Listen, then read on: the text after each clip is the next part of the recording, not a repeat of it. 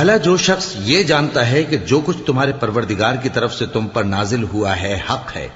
وہ اس شخص کی طرح ہے جو اندھا ہے، اور سمجھتے تو وہی ہیں جو عقل مند ہیں، جو اللہ کے عہد کو پورا کرتے ہیں اور قول و قرار کو نہیں توڑتے، اور جن رشتوں کے جوڑے رکھنے کا اللہ نے حکم دیا ان کو جوڑے رکھتے اور اپنے پروردگار سے ڈرتے رہتے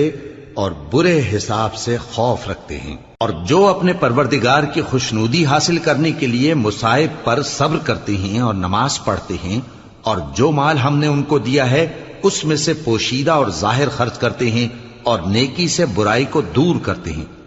یہی لوگ ہیں جن کے لیے عاقبت کا گھر ہے، یعنی ہمیشہ رہنے کے باغات جن میں وہ داخل ہوں گے، اور ان کے باپ دادوں اور بیویوں اور اولاد میں سے جو نیکوکار ہوں گے وہ بھی بہشت میں جائیں گے، اور فرشتے بہشت کے ہر ایک دروازے